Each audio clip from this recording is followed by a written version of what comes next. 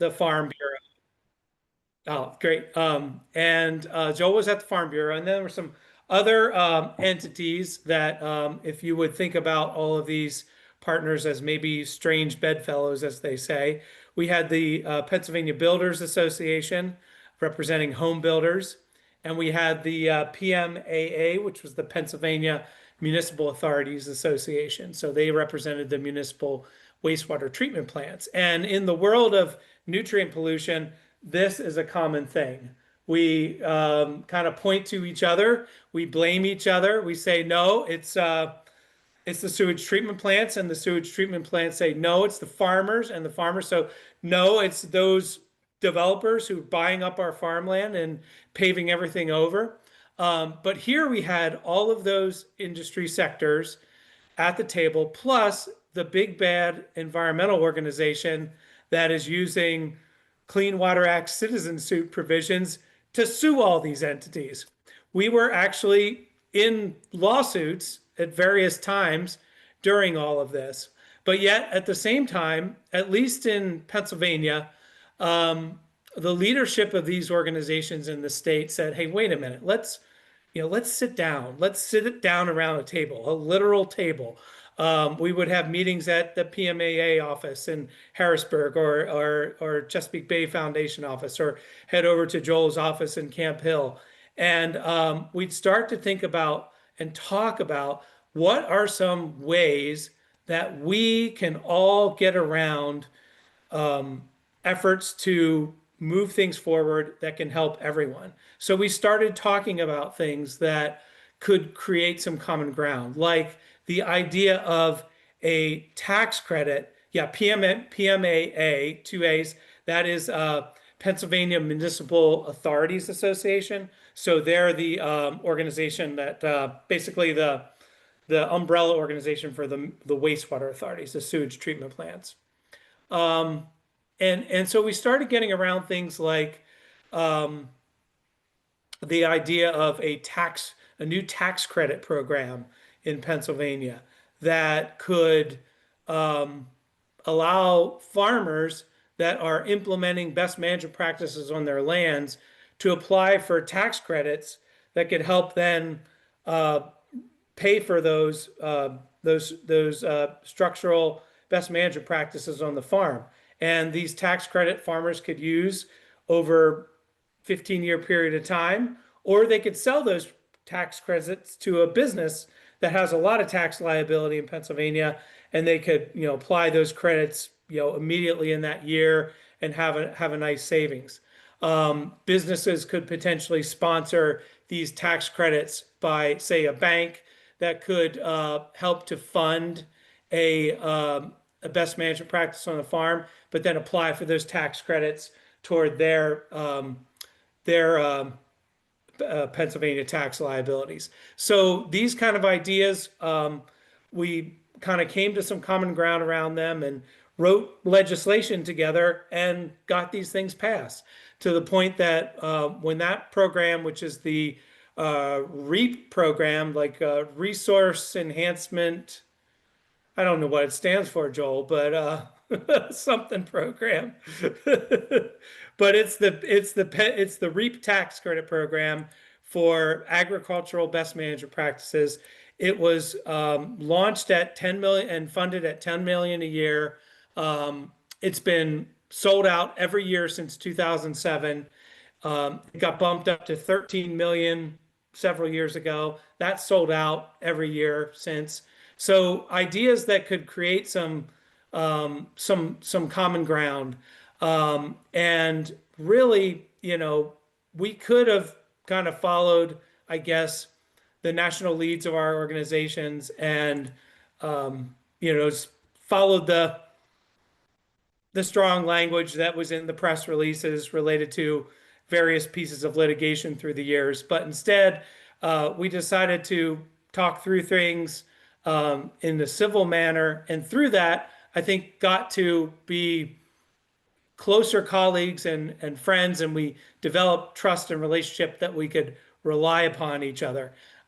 So much to the point that the funny little instance that I recall, and I don't recall all the specifics, but I served on the Water Resources Advisory Committee, which is a advisory committee to the DEP, the Department of Environmental Protection. And there's industry representatives on there, and there's environmental representatives on there. Well, one of our friends from the home builders was on that committee as well, and I was on it.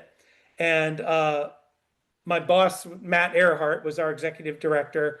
Um, and we were both at this one meeting of the committee where I think there was some discussion by DEP of a proposed policy or regulation that I can't even remember what it was anymore, but it would have made, it would have been made it more difficult for home builders to, for developers to develop. It was a stronger environmental regulation.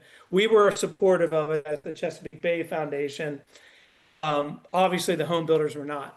It ended up as in the conversation of committee members, I said some things in support of the proposed policy, and our friend and colleague from the home builders like, yeah, well, I agree with Matt on that.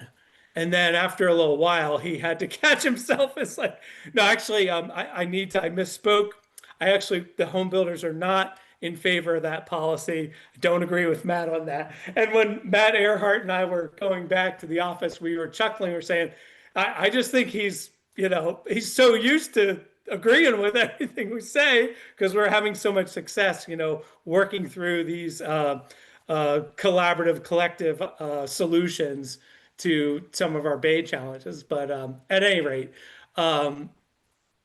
even though we did disagree on some things, we always came to it through civil discourse. So I guess with all that, I wanted to now turn it over to Joel and my brief introduction of Joel, and feel free to flesh out your bio a little more if you wish, Joel. So Joel is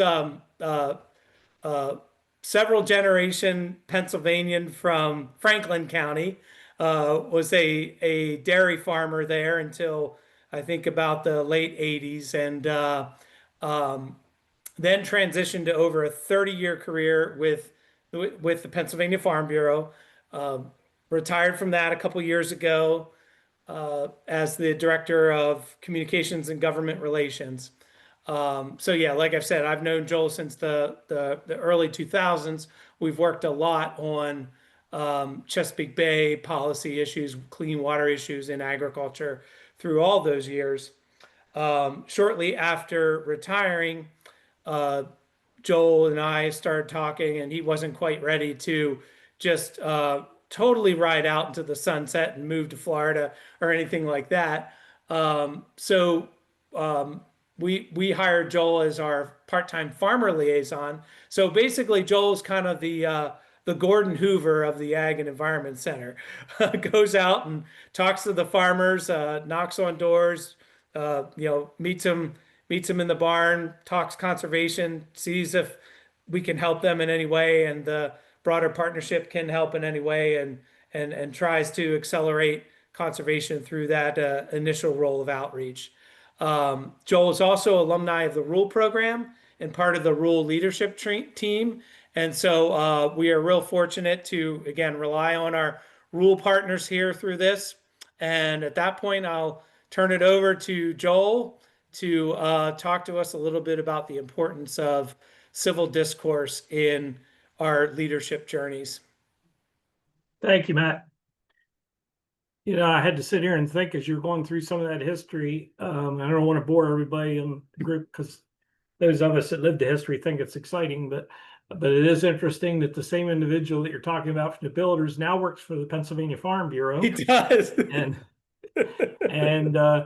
And many of us that were around that circle still, obviously Matt and I work together now, and Matt Earhart, Lamont Garber, they were both at the Chesapeake Bay Foundation. And of course, now they're at Strout Resources. I don't know if there's their faces and names familiar to us yet or not, but so I guess the moral of that story is, never burn bridges, because it's amazing how different roles throughout life, how many times you cross paths of the same people. Mm-hmm. So I think Matt laid out my history pretty well, and I don't claim to bring special training and wisdom in civil discourse. I have led several discussions within the rule program. In that program, each group at the beginning of their sessions, for the 2 years, they actually establish civil discourse policies or guardrails for themselves, so that as we talk about more controversial issues, that the group has guardrails laying right in front of them that they agreed to, and to keep the discussions productive instead of ending up in a brawl. I think most of you would agree that civil discourse is something that we often see lacking in society that we live in today, and we need more of. I often think of the song that I grew up with a long time ago, "All the world needs now is love, sweet love." Well, I think really all it needs is civil discourse. I am going to try and share and see. Should be good to go, Joel. Oh, I'm good to go? Yep. Okay. And let me get this up. I need to get back to my PowerPoint. Hopefully this shows up on the right screen and you see it. You see my screen? Not yet. What do I need to do? If you hit that share button at the bottom, the little green arrow, and then choose the window or the software program that you're using. Okay, I thought.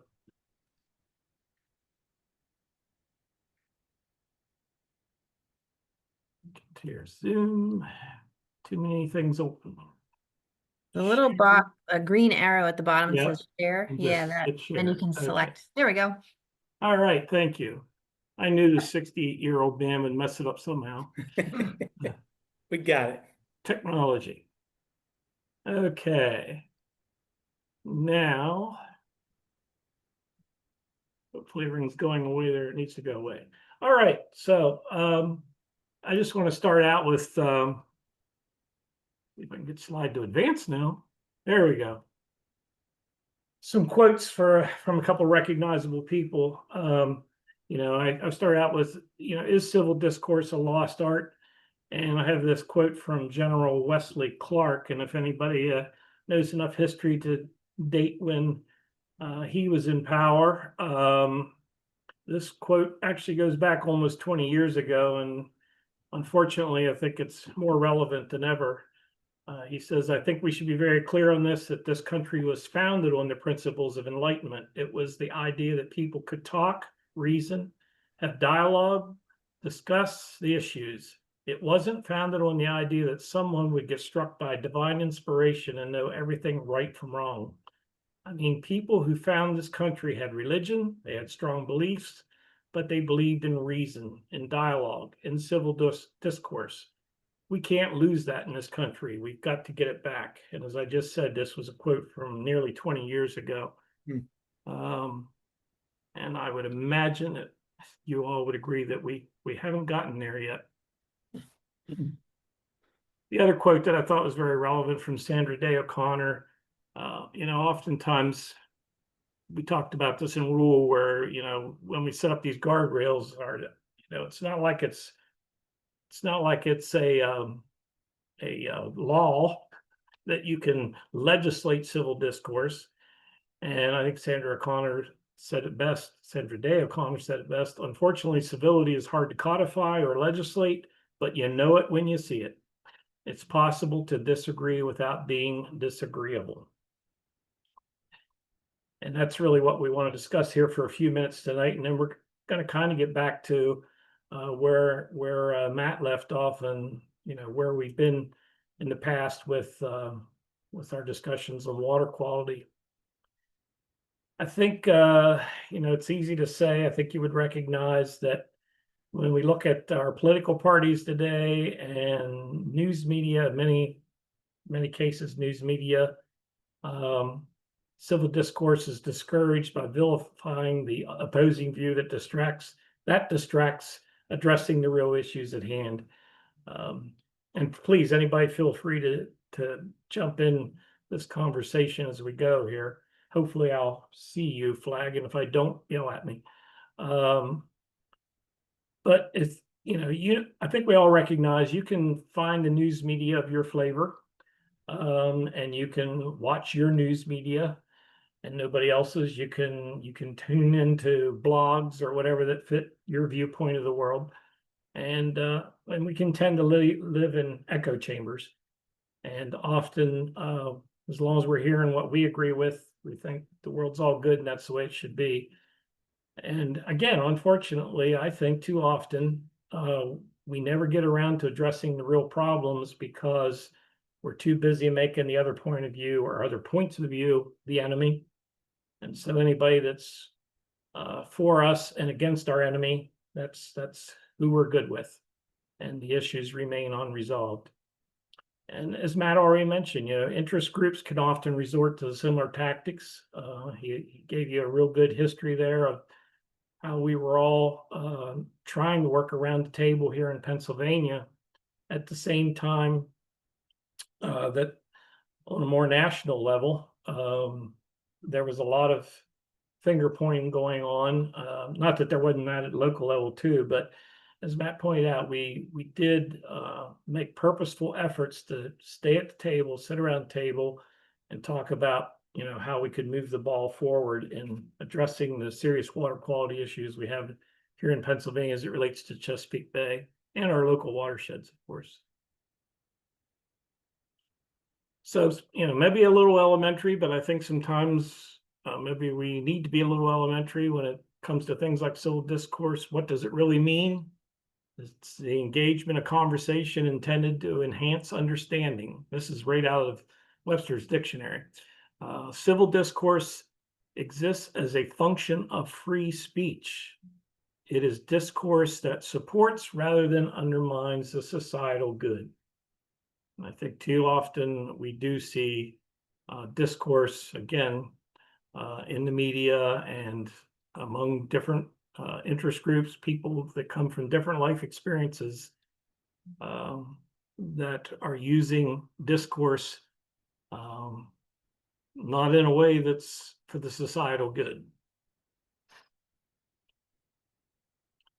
And again, getting real basic here, but what is civil? Well, the definition of civil and civil discourse can have two distinct meanings. The first is superficial kind of civility. And I think we've all seen this type of civility. We can be nice to each other and keep away from refraining from insults and personal attacks when we're having a discussion. But it doesn't really mean that anybody's listening to anybody. We're just being polite. The second is a deeper and more important sense of civility that is about behaving in ways that are necessary for cooperative projects, for groups of people to work well. And that deeper sense of civility comes from the Latin relating to citizens. Civility is behavior that is important for good citizenship. In this sense, I'm sorry, I hacked that up. So again, that's what we're really looking for. And I think, when you're working in this interest of water quality and you're dealing with a variety of landowners and people with different types of life experience, I can tell you from my own experience, working as the farmer liaison for the AEC, it takes a lot of patience and civil discourse sometimes when you bump into folks that don't view the world quite the same way as I would. So, how do you know you're having civil discourse? Well, it's truthful, it should be productive, and it's audience-based. It's not just one person saying this is the way it is and you all should agree with me. It's about listening, and I underline the listening more so than the talking. And it really is each speaker's responsibility. That's what makes, I think, civil discourse so tough, especially in group situations. All it takes is one person to go off the rails and start personal attacks and saying things that are misunderstood or just blatantly fly in the face of other people's life experiences, and you know, the whole discussion breaks down.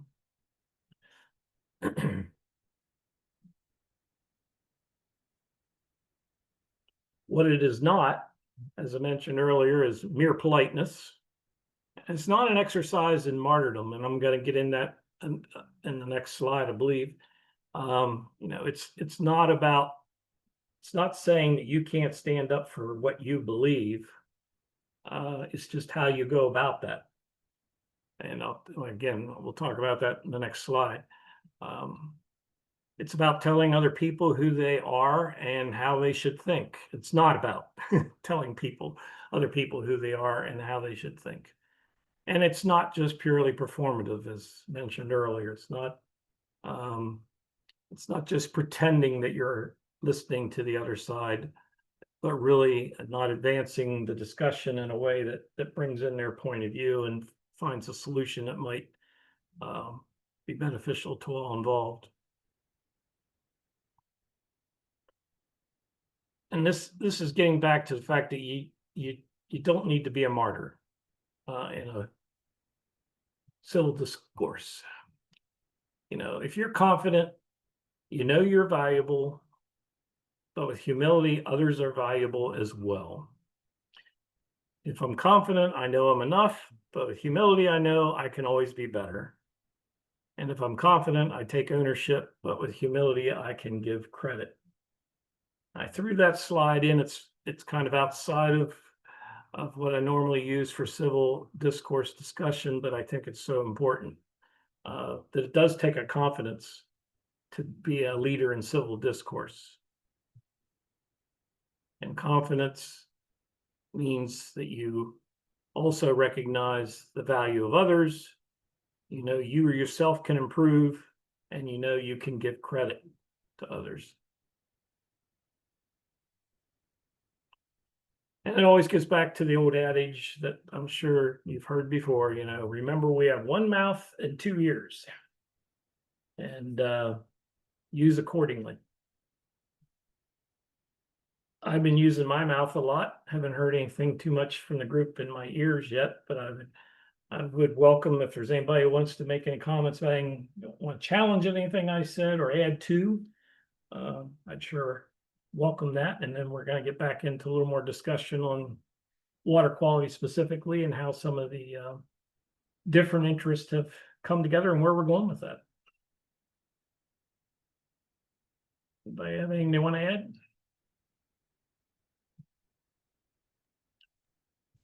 My dad always used to say, shut your mouth and listen with both your ears and your mind. Good advice.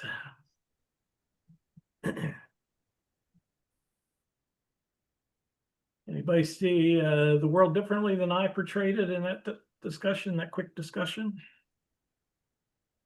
No, I think you're right on point, Joel. Okay.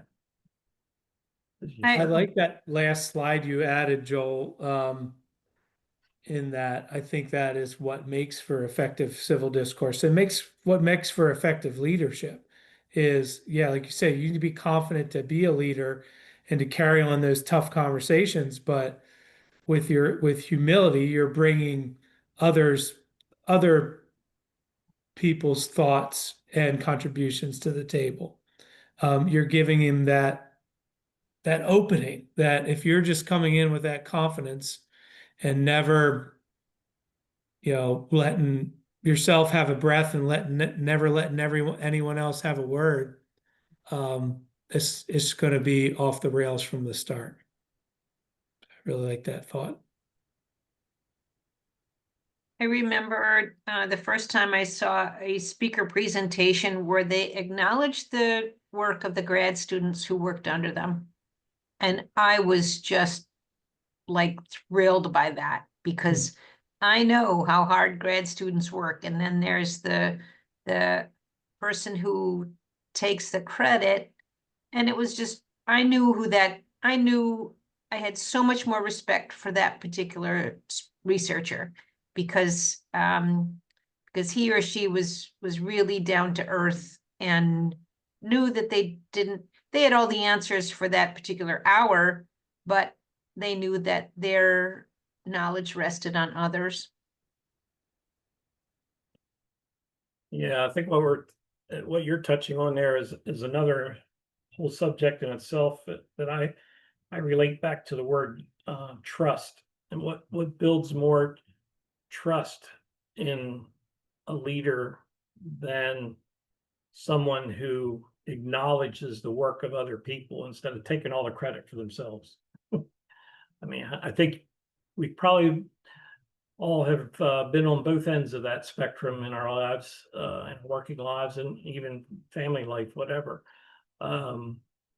where someone takes all the credit for something and it's all about them, how that makes you feel about trusting them. And then the more positive experience of, I can certainly relate pretty quickly to a couple of names that come to the forefront in my mind in my life of people that totally trusted in me, that helped me get to where I wanted to go in life. So yeah, that's also very important in building leadership.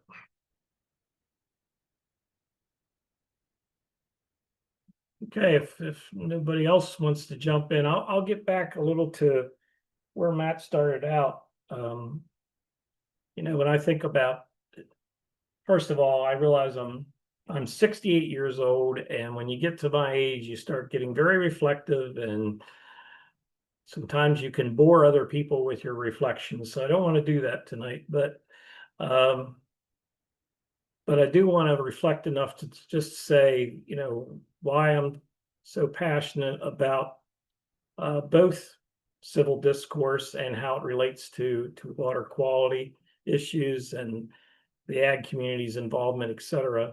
I'll back up just a little more than Matt did. Matt, of course, mentioned that I was a dairy farmer. I was actually a dairy farmer for 20 years, and he had the timing about right. I left in the early 90s, and I farmed at a time when the first Chesapeake Bay program came out to help give grants to farmers to do best management practices on their farm. And I certainly had a dairy farm that needed that, and was very passionate about getting involved in that. And it almost makes me laugh now because I thought it was great when I could get 30% of my cost paid up to $30,000.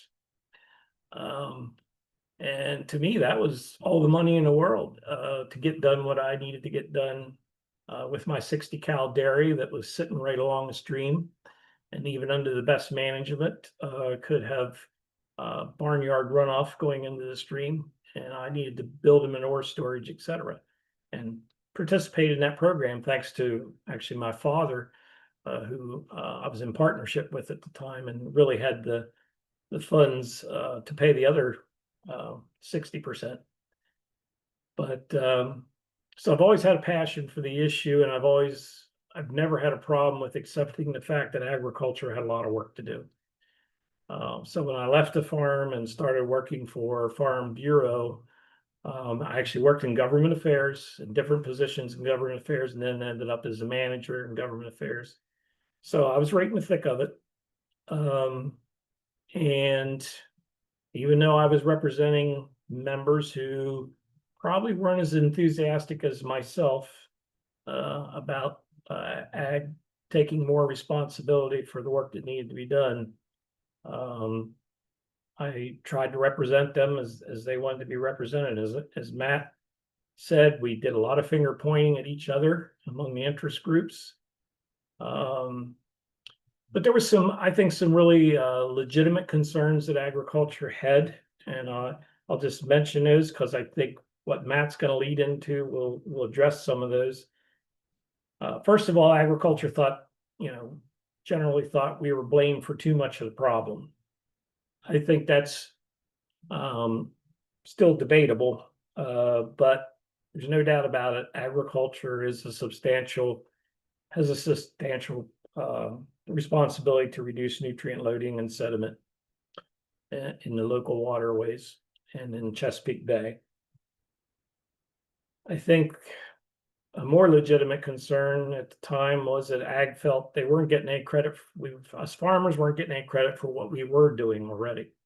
And I think Matt will probably might mention that now that I flagged him. I'm sure he'll mention, where we went with that issue. That was another thing that Matt and I ended up working together on. And I'll just say real quick, Matt, when you touch on it, I want to mention that Matt worked straight through the holiday season to get done what we did to help address that concern for agriculture. And the goalposts always keep moving. And that's a big frustration for the ag community, whether it's TMDLs, I guess mainly TMDLs, and the clean water goals. Just always seemed like agriculture could never do enough, and the standards just kept getting higher. And then the big thing was funding. Okay, farmers are price takers, not price makers, and so that was a real legitimate concern. We invested a lot of public dollars into improving sewage treatment plants, for example, and well, that helped some of the phosphorus issues, et cetera. Once that work was done, then it was all the more agriculture's problem. And I would say, okay, you help those guys do what they need to do. How about some help for us? And we have some good news there, of course. And of course, as Matt already mentioned, then the lawsuits started flying. We had the Chesapeake Bay Foundation suing EPA because didn't think EPA was making Pennsylvania DEP do enough. And you had Farm Bureau suing EPA because we felt they were going beyond what the Clean Water Act provided. And around it went. So with that, as Matt already stated, the good news is we all stayed at the table. We all kept working. And many of us are still at the table and we're still working. So with that, I'm going to hand it back to Matt. I know he's got some slides to share. And do I need to unshare here now, or how's that work? Yeah, that's what you need to do, Joel, I think, is that same button, just stop your sharing. And then I can pick up my slides. Well, if I can get, can I get, oh, I know why. Hang on. No problem. Now I'm getting there. Matt, while we're transitioning, Yeah, can I ask a question? absolutely. Joel, I'm curious in your work. I don't want to ask for like the horror stories, but when you ran into situations where civil discourse wasn't happening, not that it wasn't possible, but that it wasn't happening, what were some of the ways, like what did you say to yourself? What were some of the things that the practices that you did to deal with that? Well, I have an answer for you here, but there. Did I undo it now? No, Yeah, I think we're good now. Can everyone see one slide, my slide? We're good. Yep. Okay, cool. Why am I not seeing you yet? Well, I think, hold on a second here. There we go. So you're now sharing your Outlook email. So you might have there should be it should say something like stop sharing when you click on the Yeah, I share don't know why button. I'm not getting that. Why can't I get? Well, doesn't matter. I'll as long as everybody else is functioning. Yeah, I can I think we have the ability to have I'll dual keep playing presenter here share. as Okay. long as everybody else is functioning. That's all that matters. But I'll get back to the question. Yeah. So what did I do to? I think in essence the question was, what did I do to basically stay positive and try to keep the ball moving forward with the ag community? Is that what you're asking me? I'm curious, when civil discourse wasn't happening, what were Mhm. some of the ways that you handled it for yourself? Like a technique that you have for sitting at that table when you're really frustrated with somebody or they're Right. not Well, I anyone, think, anyone is yeah, not seeing eye to eye. Yeah. yeah. I've always been one that, not to pat myself in the back, but I've always been one that's able to be pretty empathetic about where other people are coming from. And frankly, that's what it takes, in my opinion, to be an effective lobbyist or government affairs person, which, like I said, it was for 30 years. Hmm. So, yeah, other people might be saying things that were kind of making my blood pressure rise, but I had to sit there and think, okay, but this is why they think that. And in many cases, there's usually always, in my experience, there's always at least a nugget of truth to what that other side is saying to an issue. So you got to recognize, okay, so what's the nugget they're working off of? And then yeah, just try to stay positive and say, but here's a different point of view I want you to consider when you say what you're saying. Does that answer your question? Yeah, I think so. Thank you. I'd be curious if anybody else has examples that you can go from and or examples where you've been in that same kind of situation.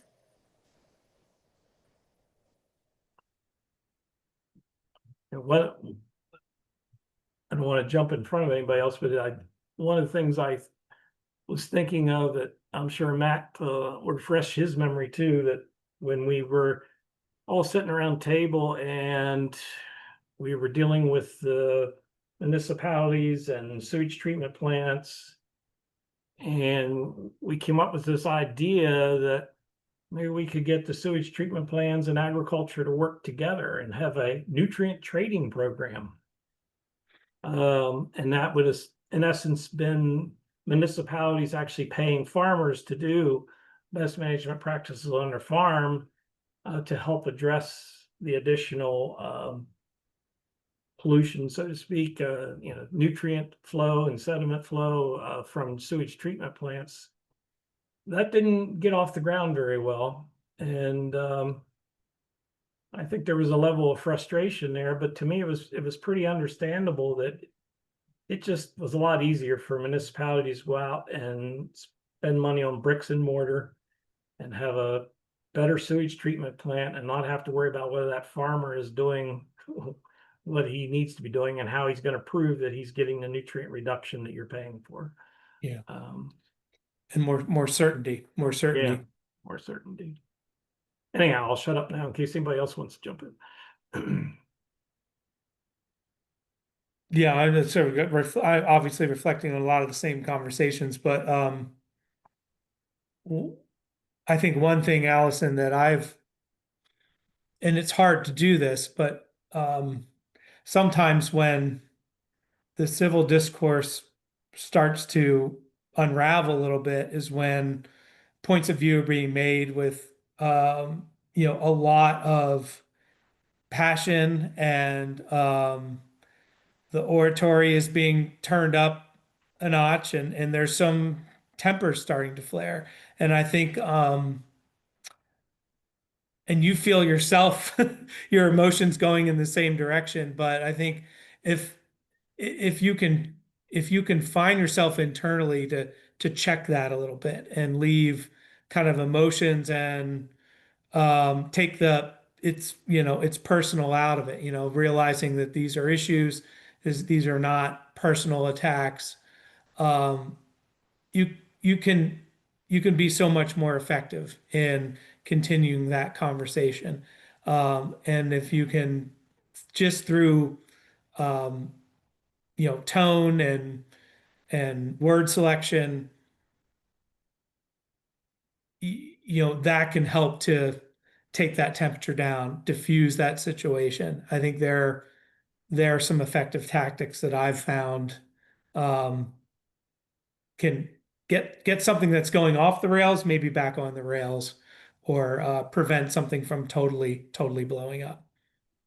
Anyway.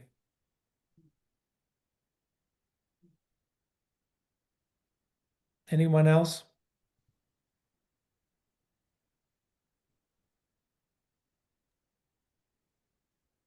I mean, I have your screen back, Matt, so I finally conquered that. Okay. having had Sarah, a lot of, go ahead. yeah, having had a lot of experience in customer service, sometimes it's just repeating what the other person demands.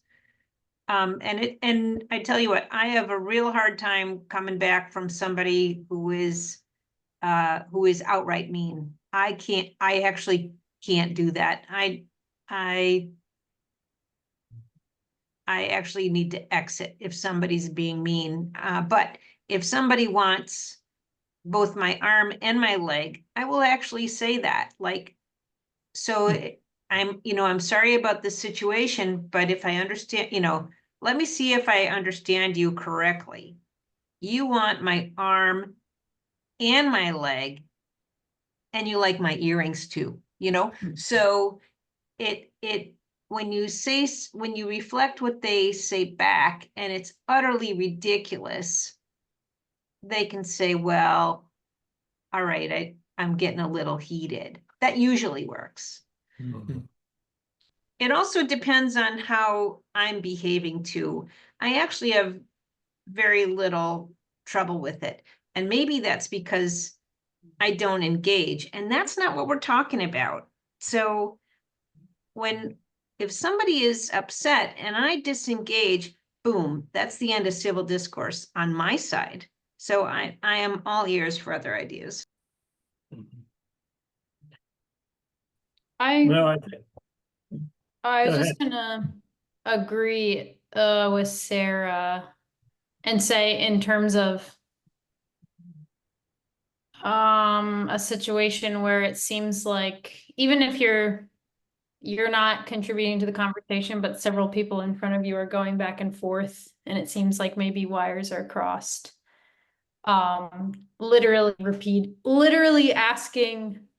Literally saying, I'm hearing you say this. Is that what you mean? Because that's how I'm interpreting it. Is that correct? Because I think sometimes that can also be part of the problem is like they're communicating something, I'm hearing it one way. And so me just saying like, this is how I'm hearing it.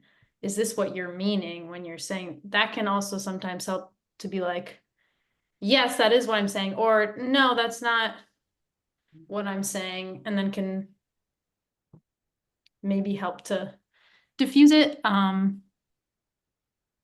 Yeah. I personally think, Abby, that's probably the most productive approach. I have a little concern with Sarah mentioning the fact that, well, you want my arm and my leg both and my earrings too. That type of approach, I think, can only bring out more anger. Where I think the approach of, well, what I think I hear you saying is, at least at least you're trying to show that you're trying to understand them. And then, if they say, yeah, that's exactly what I'm saying, then maybe you just have to agree to disagree and move on. Mhm. Otherwise, you can just get into an escalation.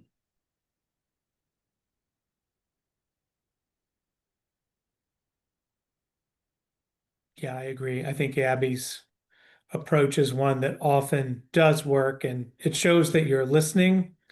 It also gives them a chance to hear what they were saying reflected back to them, and sometimes that does lead to them realizing that that's not really maybe what I meant or what I said.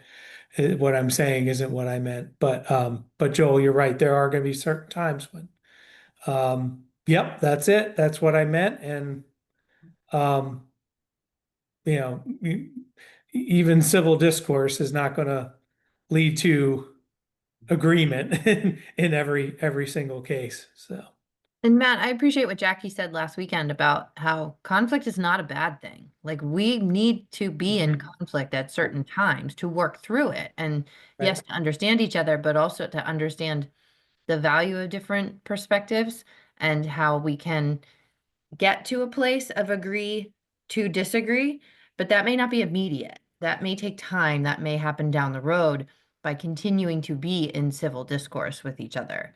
Right. So I think sometimes we think it's an immediate fix, or it's going to fix it, it's going to change immediately, but that could take long time. Yes. It's not magic dust. It's That's true. hard work. It's hard work. Yes. Absolutely. Some of us are more conflict adverse than others. That's for sure. Yes. I'm probably one of those people that tries hard not to have the conflict, but Mhm. that's not always a good thing. Yeah, Well- and to be fair, I'm not a pro at what I what I said. Like, I would say like that would be the way to handle it, The but whether idea, I yeah. actually do that is like another story. It's not it- easy.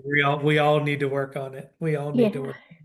And it is. It's difficult because, again, I go back to the speed of trust. If you're meeting with one person or a group of people, and there is not trust among the participants and a willingness to listen and have open ears and an open mind about things, that can set things off right away.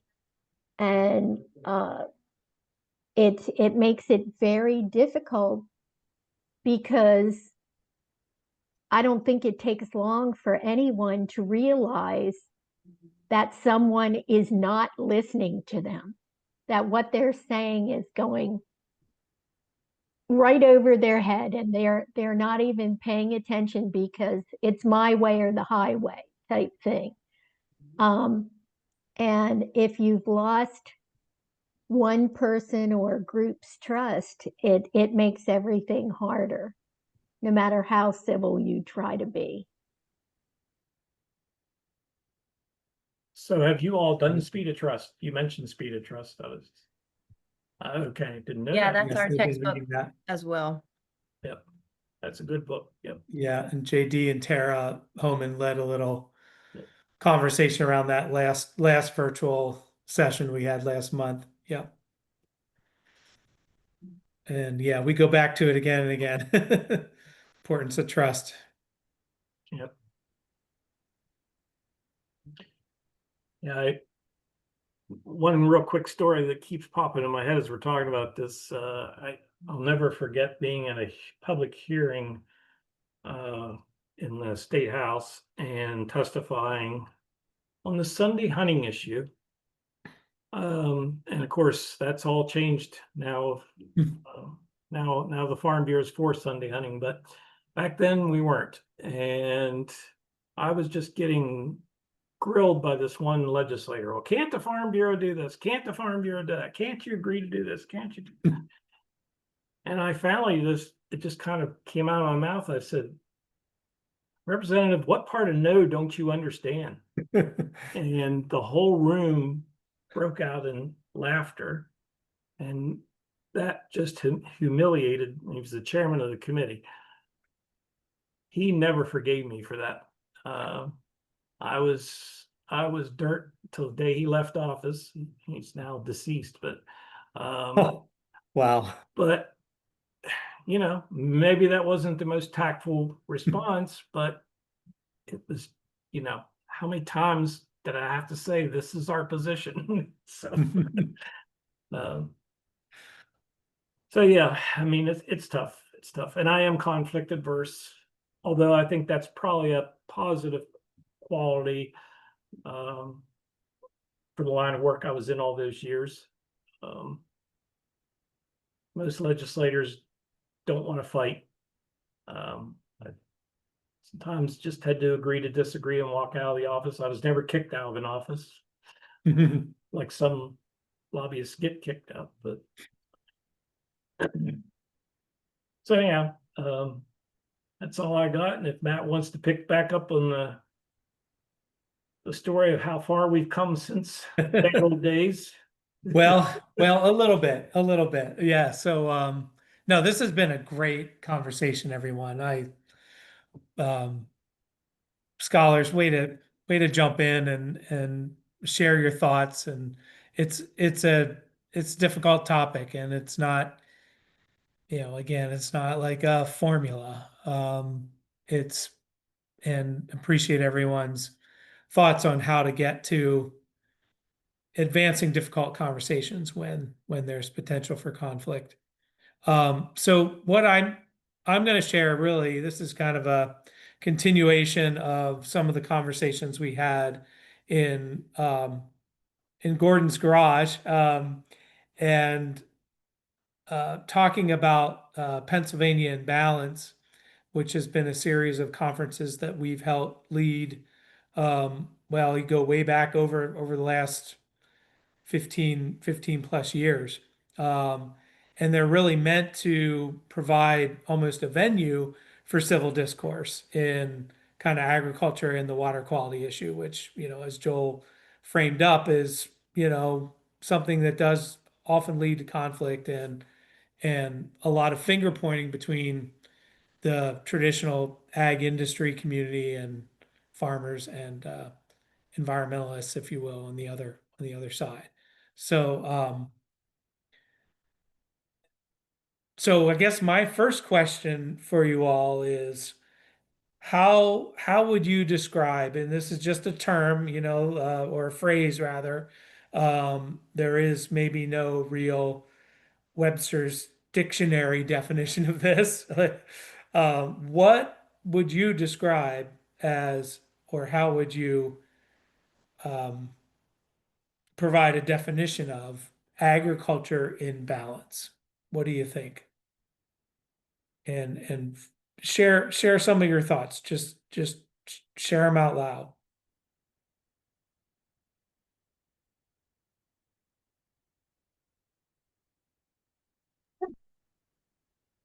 That the farms are in balance, or that the farmers are good stewards of the environment in their practices. Yeah, stewardship is probably got to be part of that definition, or the concept of stewardship. Absolutely. Anything else from anyone?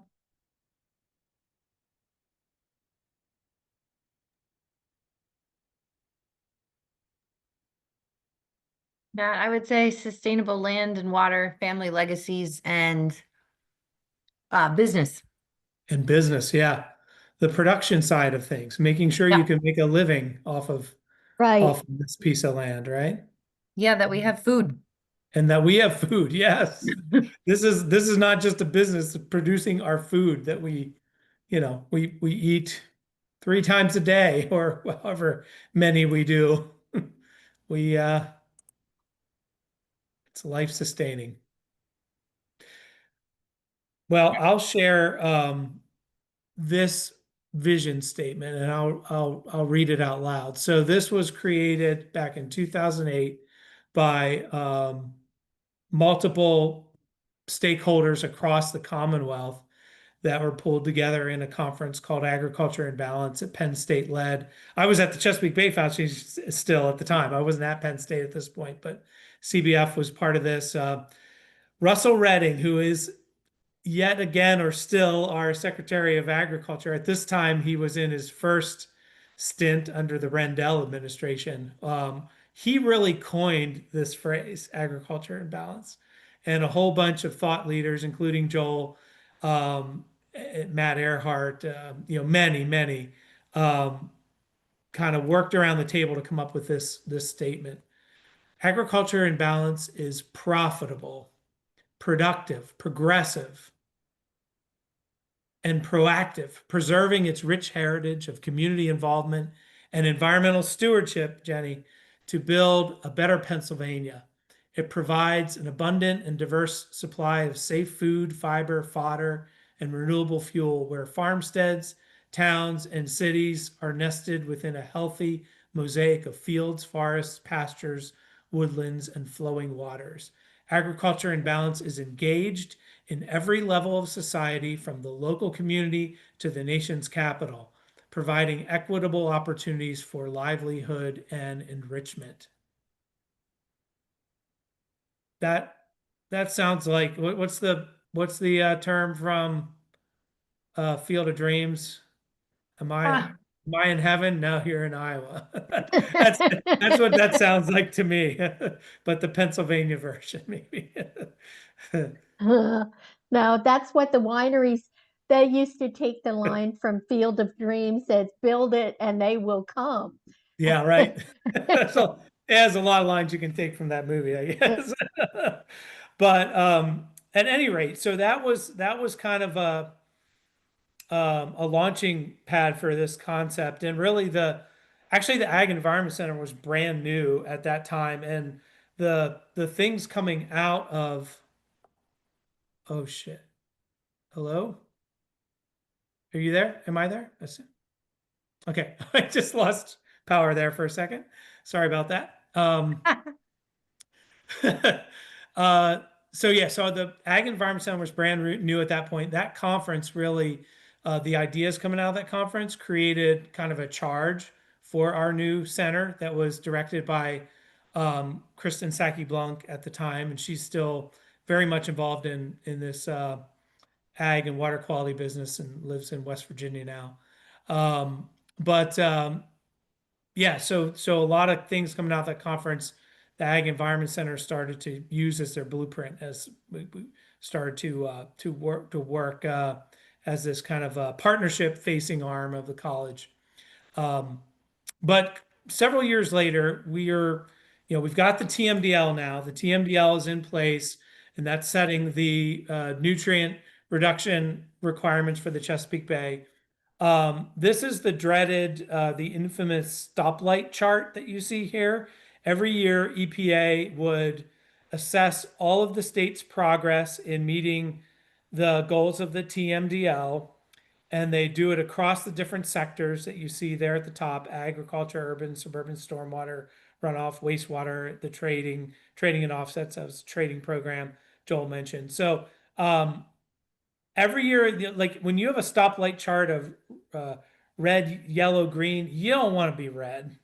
You do not want to be red. But you're looking at Pennsylvania agriculture, and also stormwater runoff, pretty much red every time. And so as annual evaluations of progress under the TMDL were done, and Pennsylvania kept glowing red year after year, EPA, their temperature went up a little bit in the civil discourse, and they were threatening to withhold millions of dollars in Chesapeake Bay program funds for EPA unless Pennsylvania could get their act together. So the brand new Wolf administration at that time, Governor Wolf, announced and said, we're rebooting, the term that was used publicly. And really the program was called the Chesapeake Bay Program Reboot. And this came with it the idea that, hey, we are going to create, the term that was used was culture of compliance in agriculture, that we're going to get our farms in compliance, and we're going to make sure they're complying with our state environmental laws. And we're going to start establishing a program to inspect those farms, show up on those farms, make sure they have their required plans. So the reboot strategy there were a lot of really good elements to it, honestly. But the one that just kind of got flagged as concerning for the agricultural community was, this idea of a culture of compliance and, moving wholesale into kind of compliance first. Where, those of us working within agriculture at this time, even from the environmental side, understood that, some level of outreach, education, technical assistance probably needs to be the first line in getting these farmers what they need. And if the resources were provided, that's both financial and technical assistance, most times farmers will do what they need to do. And so there was a bit of a disconnect, and there was a bit of conflict over the best approach relative to how this reboot strategy was launched by the state agencies at the time.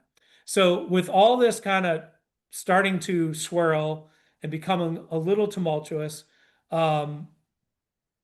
we had the idea to go back to kind of the ag and balance conference concept and bring all the thought leaders and stakeholders together from across the agencies and said, we are at a crossroads. Our federal Chesapeake Bay program dollars are being threatened to be taken away.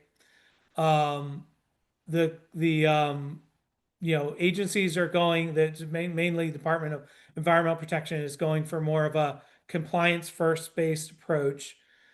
This probably isn't going to work out all that well within the Pennsylvania farming community. Let's have some conversations around this. And really, Pennsylvania's kind of hanging in the balance here. And so we came up with a play on that to say we're going to hold the Pennsylvania in the Balance Conference, which is what we did then early part of 2016. So this was an approach that really brought multiple stakeholders together, had farmers sitting down with EPA and the state agencies, farm interests together with environmental groups, and really having that civil discourse over a period of kind of a 3-day facilitated conference that the College of Ag Sciences at Penn State facilitated. So you may see some familiar faces in this group shot from the conference, which was at the Hershey Country Club. Some of us with a little more hair and a little darker hair, that kind of thing. But some of us are still at it around that table. So we had over 120 stakeholders that attended that event, and really what it did was provide a bit of it was a forum, it was a safe space to have difficult conversations. And what came out of it was interesting that you brought up stewardship. Jenny, was your original reaction to how to define agriculture and balance. It was really the changing that culture of compliance tagline to a culture of stewardship, and really embracing stewardship with the idea that this is really ingrained in agriculture, right? I mean, it's the land and the water resources on their farms are being utilized for their livelihoods and to produce that food and to feed their families through their profitability. And if you don't have healthy soil and clean water, it's hard to make a go and to be profitable and sustainable in the long run in that industry. So just these are 2 slides that kind of help share some of the framework that we utilize for this conference that really kind of set up the opportunity for civil discourse. We planned it hard, and we're actually in the middle of right now planning we're kind of taking this year, we're a little nervous about this, but we're taking this concept that we kind of homegrown here in Pennsylvania, and we're going to try to go bay-wide this time and have a bay-wide conversation about agriculture and the Chesapeake Bay and meeting our goals here at the end of December, inviting folks from across the Bay watershed. But so we're that's not till December, but we've got multiple meetings a month trying to plan this up right now. And we did that then with college leadership involved, and then a mix of both Penn State and external partners, and really all stakeholder sectors around the table and involved in that planning process. That was very, very key. It was like buy-in as we developed the conference from the beginning, from the various interests that would be around the table ultimately. We had basically 3-day sessions conferences where day 1 was like plenary sessions, like stage setting, where we're kind of getting all the information across the table. And some of it was, great news, celebrate successes, but others is like, hey, there's there's difficulties here, there's challenges here. Let's flesh those out from the beginning, and here are the tough news all together as well. One of the things we've done in all of our conferences, we've held a series of these now over the years, different key junctures, is invite the farmers. We have a farmer panel, producer panel. Hear the story from the farmers. That really grounds it in reality. And then day 2 is around certain key themes. We split things up into small work groups and really roll up the sleeves with facilitation of those work sessions, and then kind of get all back together on day 3 to what did we all learn together, and then try to steer that toward development of actionable items moving forward. So one of the reasons why this has really worked is facilitation. You kind of have a master of ceremonies, and we also a kind of a chief facilitator, and then all those little work groups, as the whole group is divided up into small working groups, have individual facilitators. We really try to bring people that know the subject matter. We're lucky that, you know, in the ag world, ag and water quality, we can pull some real great subject matter experts from extension that also have some of those educational or facilitation skills. And then note taking has been critical too, is trying to get everything down on notes and then allow us to then reflect, synthesize, and provide summaries, you know, that on that kind of day 3 breakout that help to really then understand what we've talked about in these small groups over the last 3 days and really think about tangible action items moving forward. Couple other strategic tips on this. Don't be afraid to speak the hard truths. And a lot of times that has to happen at the very beginning. But really be sure it's the right messenger.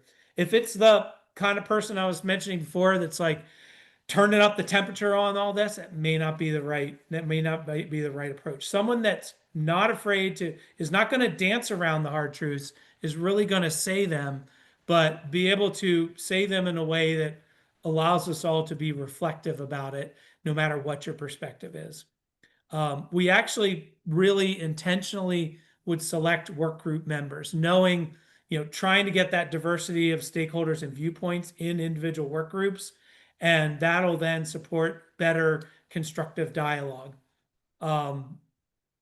Lots of good food, plenty of times for side conversations. Some of the best ideas come from those kind of after-hour networking opportunities. Usually when we start the next day, kind of a what went bump in the night segment is important. So it allows attendees to reflect on what they heard yesterday. Maybe they've been thinking about it all night, and they have something to share in the morning that can really get us going. And then we've also identified post-conference leadership moving forward, and kind of this committee that planned, kind of staying together to make sure conference ideas continue to move forward.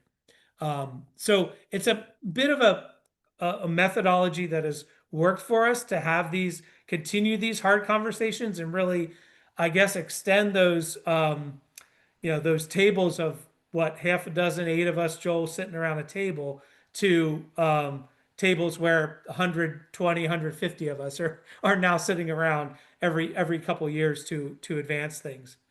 So I just want to leave you with some excerpts from the first conference that we held in 2016. We issued a report the next year, and kind of I put the report up in our Google Share file.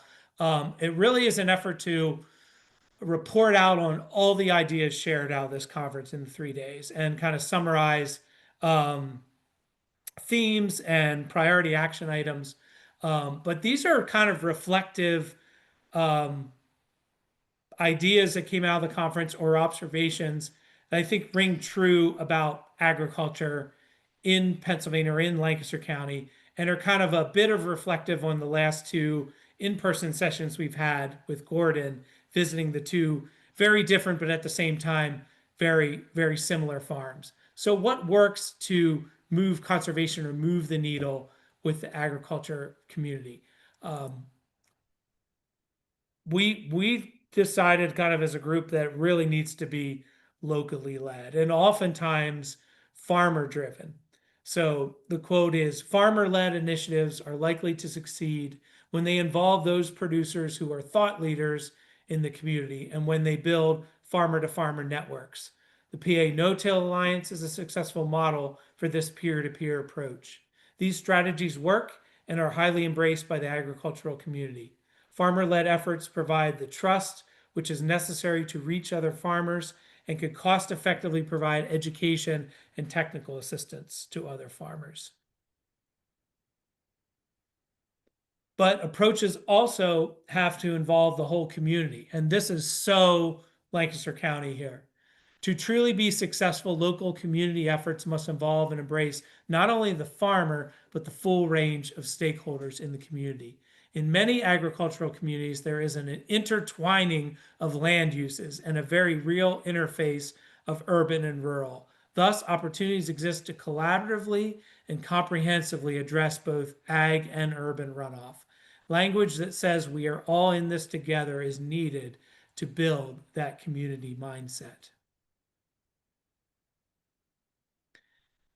It really takes kind of a systems or management approach to this question, a stewardship approach.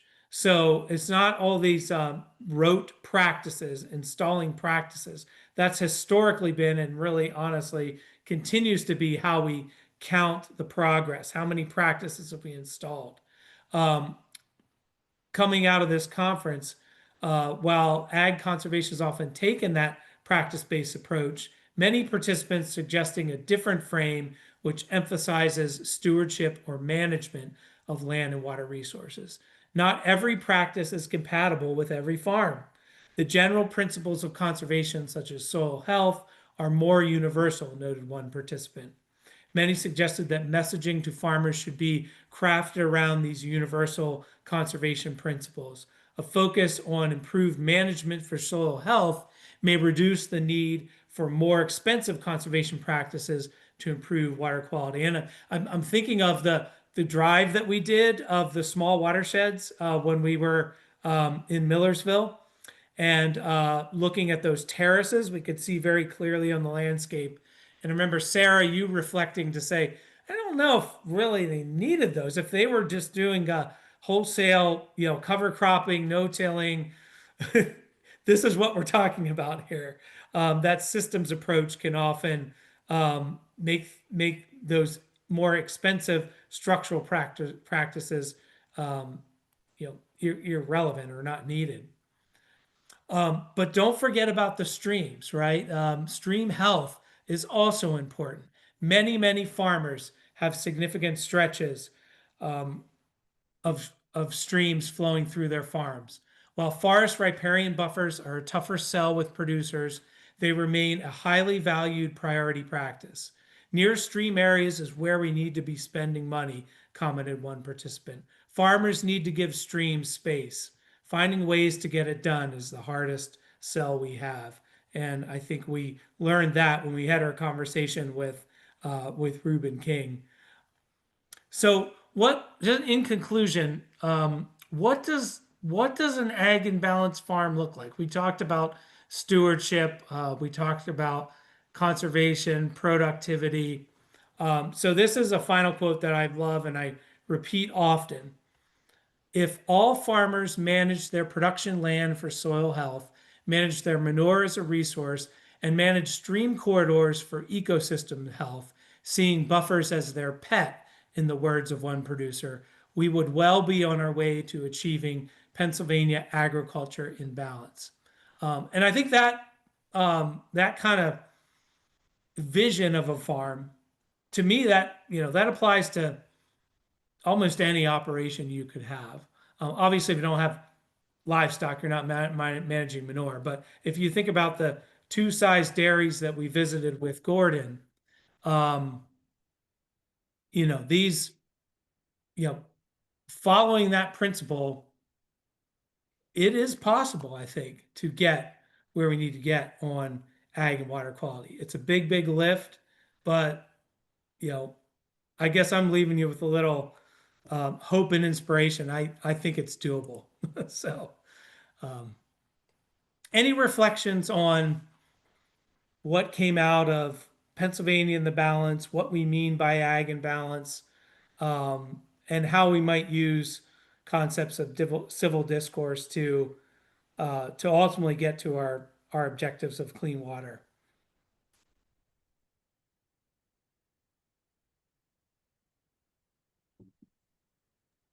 Yeah, while people are thinking, I'll just add that from the ag industry side of things, I don't think there was any one thing that did more to tone down the heat between agriculture and the regulators and the other interest groups than PA in the balance. I think it's really done a lot to get us where we are today. And the things we didn't get into, but I'll quickly mention is, significant sources of funding for the farmers, the ACAP program that was recently passed, and Matt and I sat in many meetings building that concept, and amazingly it's happening now, and Yeah. pretty much the way we envisioned. And I can tell you, after 30 years in government affairs, that don't happen often. That's and the College of Ag's role in all of this, I think, is worth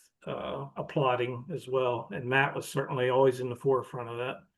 So I give Matt a lot of credit, along with the college. And what I referenced earlier about him working through a holiday season, the ag community was screaming about, well, nobody's giving me credit for the things I am doing. And the dean of the college committed to Penn State taking the lead on doing a survey of all landowners and having them voluntarily contribute what they're doing on their farms. And we had a real short turnaround. So Matt worked solid through the holiday season. I don't even know if he took Christmas off, but yeah, I took Christmas off to make that happen. But anyhow, just it's a whole different world. To me, it's a whole different world than we had just 10, 15 years ago. Yeah, and there's a lot of good momentum. There's a lot of good momentum. Still a long ways to go. I had a question you said a lot. Joel, you just mentioned like the regulators and versus, I guess you said farmer-led initiatives tend to be more successful. How does like compliance and regulations, like how would it impact like someone like Reuben King or a smaller farmer? Like how does it play out on the ground, like especially with the TMDL? What does it like look like for him? Well, so even a small farm like that has certain obligations they'll have to meet. So in smaller farms here in Pennsylvania will have to have a manure management plan that helps balance those manure nutrients on the farm, ensuring they're not over applied to lands, ensuring that they're stored and handled in appropriate way to prevent runoff. So when we saw his manure stacking facility and his liquid storage, there are things that are required out of that plan. He also has to have a erosion and sediment control plan for the agricultural activity is going to impact, and create accelerated erosion. That would be his cropping, any sort of crop farming, as well as animal heavy use areas, preventing erosion from those. So they would then require certain potential best management practices to be installed to meet requirements. So even a small farmer like that must have those plans and be implementing them. There's a lot of, I would say, grace that is taken often especially with the smaller farms. And, we go back to the time of the reboot. There are a lot of farmers like Reuben that didn't even know they had to have these plans. So a lot of the pending angst about the inspections, it ended up being not such a big thing once it started to be implemented. But it was conservation districts going around making sure these farmers had their plans. If Reuben would have been visited by a conservation district technician, probably they would have been saying, like, hey, Reuben, nice to see you. Nice to, show me around your operation. Do you have a plan? I don't. What are you talking about? Well, that district technician would say, here, you gotta have a plan. I can help you write one. Let's work on this over the period of the next couple months. So there is a little bit of a soft touch when it comes to the compliance and the regulations, but there's resources being put into that and so much more education that I think we're in a much better spot. Not that there isn't a lot of bad actors out there. There certainly are. And there certainly are a lot of other operations that just don't have the resources to clean up problems that maybe they inherited, by way of that's the way the infrastructure crumbled.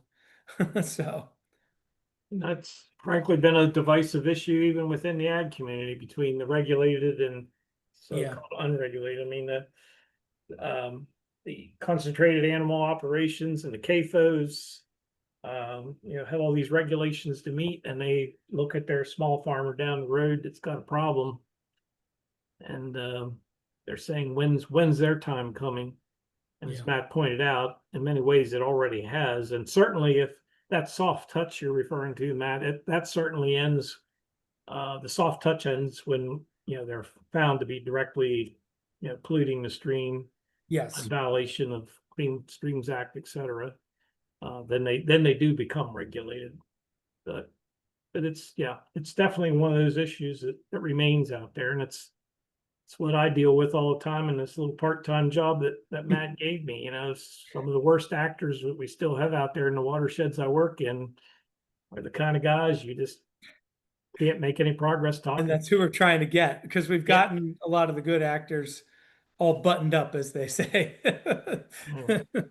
Well, the beauty of having Joel and Matt as part of our network here in Lancaster is that they're around and available, and you are definitely invited as scholars to connect with them as often as you want. So, Joel, a huge thank you for joining us this evening. We have come to the end of our time for evening, but we've covered a lot. Thank you for sharing so much from both your personal experience, Matt, from what PA and the Balance really brought to this, and the leadership that Penn State has provided has been absolutely huge. So thank you for sharing so many of those pieces. Joel, I shared your bio, but I think everybody, if not, I will make sure everyone has your contact information if that's okay with you. Yeah, that's fine. Yep. Okay. Okay. Matt, any final thoughts for wrapping up tonight? I know that we are a short time between now and our next time in person. So from a logistics standpoint, you guys will get an agenda a week from tomorrow or so for our next May session. But a reminder to sign up for your Water Week events now, since those are filling up. Yes. And we'll be turning our thoughts and our attention to the stream quite a bit next session. Thank you. Great to meet you all. Thank you. Thank you. Thanks so much. Record tonight. Yeah, we did record tonight's session, so I'll make sure that gets out to Jackie and others who are interested in following up. Thank you all so much for joining us. Have a great evening, everyone. Yeah, we'll be in touch soon. Thanks, Joel. Bye. I hope you're lucky.